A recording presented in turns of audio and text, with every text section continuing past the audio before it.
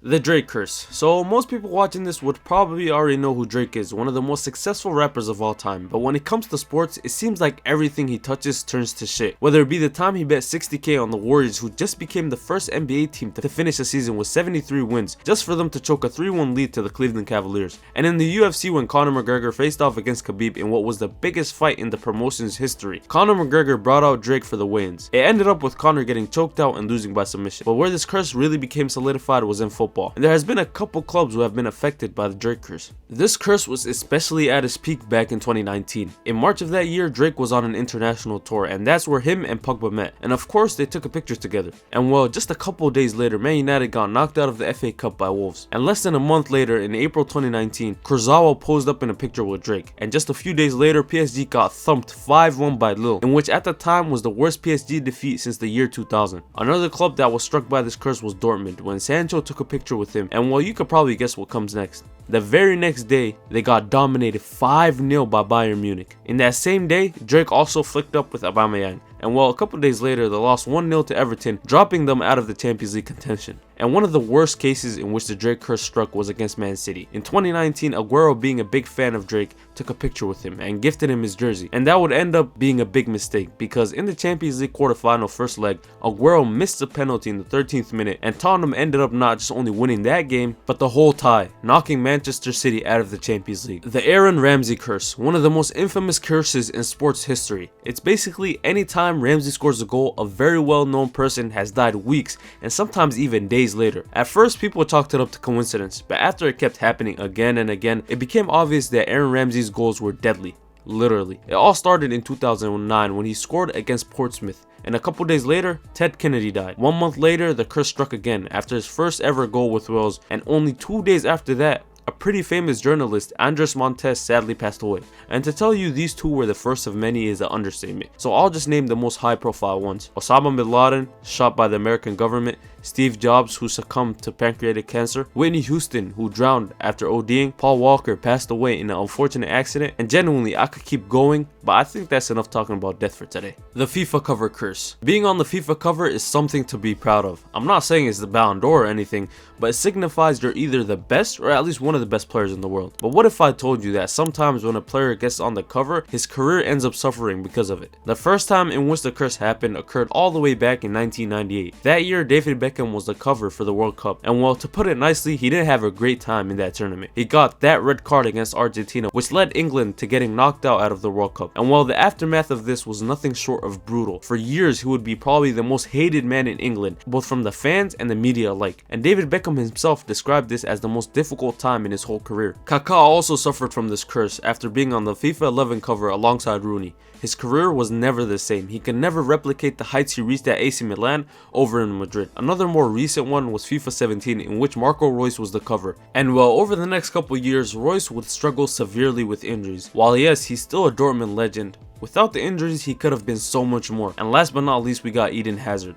After having probably his best ever individual season for Chelsea in 18-19, he made his dream move over to Real Madrid and subsequently was the cover star for FIFA 20. And most of you already know about Hazard at Madrid. Injuries basically destroyed his career, which led to his early retirement at just the age of 33. The Benfica Curse, or better well known as the Bela Gutmann Curse. Bela Gutmann, the best manager in the history of Benfica, and he even discovered Benfica's best ever player and a Portuguese legend in Eusebio. He took over in 1959, winning back-to-back league titles, and the following 2 years were even better. He led the team to the European Cup final, which they defeated Barcelona 3-2 in the final. Madrid fans laughed at Barcelona for losing to Benfica, and you know what they say, what goes around comes around, because the very next year it was Real Madrid's turn to play Benfica in the European Cup final. And well, they didn't do no better, because just like Barcelona before them, they lost, making Benfica back-to-back European Cup champions. But right after this moment is when things started to go downhill. Gutmann thought he deserved more money for the amazing things he's achieved in his short Benfica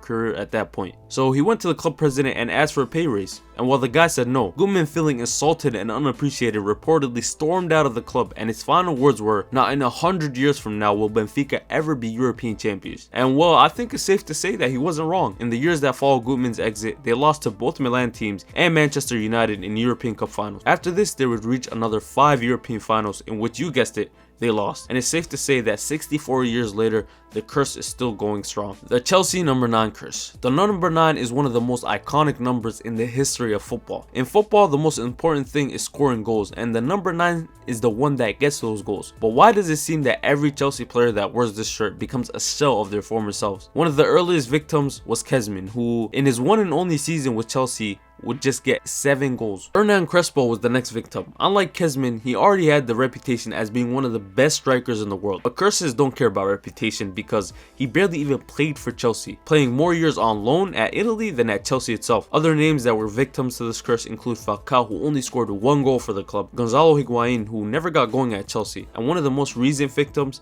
include the likes of Abraham, Aubameyang, and Lukaku, who was bought for $135 million, which was Chelsea's record transfer at the time. But just 1 year later, he was at his former club in Inter Milan. But the two biggest victims of this curse are two Spaniards, Fernando Torres and Alvaro Morata. Torres was one of the best strikers in the world at Atletico and Liverpool, but at Chelsea he is considered the biggest flop in the club's history. Alvaro Morata had a similar fate. He actually started off well in his first couple games at the club before his form would drop, and in the end he got sold to Juve. The United number 7 curse. Unlike Chelsea's number 9, United's 7 shirt was actually once an iconic number. Legends like Cantona, Beckham, and Ronaldo made this probably the most iconic number in the club's history. Unfortunately though, their number's legacy would become a little tainted throughout the years. After Ronaldo's exit, it was Michael Owen who took the jersey, a former Ballon d'Or winner at Liverpool and one of their all-time top scorers, but at United he only managed to get 4 goals. Di Maria, who was a Real Madrid star, came to United and he just looked out of place. Memphis Depay, who was looked at as the future, only lasted 2 years at the club. Alexis Sanchez, who was Arsenal's best player alongside Mesut Ozil, looked like he had never kicked a ball in his life. Of course, in recent years, Cavani and Ronaldo himself came and at least picked up the slack a little bit, but it came right back after Ronaldo left, with Mason Mount, who has been plagued with injuries since he came to Old Trafford. I'm not gonna lie, this curse is less of a curse than the rest. I think just the sheer pressure of being at Man United is already high, but add the fact that you are wearing such an iconic number is even higher, and a lot of players have fallen victim to the pressure. The World Cup winner's curse. Winning the World Cup means that you have reached the pinnacle of the sport, but with it comes a curse that's seen the reigning champions almost always being grouped the following World Cup. It started back in 1998 when France won the World Cup, with Zidane scoring a brace in the final. They followed it up in 2000 Euros, which they also got their hands on. But in the 2002 World Cup in Korea, they didn't even win a single game, finishing at the bottom of their group. The curse continued after Italy won the World Cup in 2006, but in 2010, just like France before them, they went winless, finishing at the bottom of their group. Spain were next. They won the Euros in 2008 and again in 2012, and right in the middle of them was the 2010 World Cup, which they also won. But in 2014, they faced up against the team they beat in the final in the previous World Cup, and the Netherlands will get their revenge, thrashing Spain 5-1. They then lost 2-0 to Chile the following game. Although they did win their final group game against Australia, it wasn't enough to advance them into the round of 16. The most recent victims of this curse was Germany, who after winning it in 2014, they were grouped in 2018 for the first time in their history. I gotta say though, this curse has recently been broken by France, who made it to the World Cup final in 2022. The Harry Kane curse. Last but not least, we got the Harry Kane curse. I'm not gonna lie, this curse is mainly because he played for Tottenham. Tottenham haven't won a trophy since 2008, and having Kane, one of the best strikers in Premier League history, couldn't change that. They lost both small finals like the Carabao Cup to Man City and big ones like the Champions League to Liverpool. They even should have won the Premier League a couple times. Years of being the laughingstock of the league, Kane left to Bayern in the summer of 2023. But as we all know what happened, Leverkusen decided to become the Avengers and they won the Bundesliga unbeaten. But finally, this season, this current season right now, after years of failures both with club and international, Kane won his first ever trophy this past weekend in the Bundesliga. And with that being said, thanks for watching. Make sure to subscribe because best believe we are here to take over. Gotta get it, homie, gotta move it. If you gon' do it, then hook on in no to get. Yeah, everybody just talk, nobody really do it. Now I'm not a yard, my dish, Tokyo, hit me to the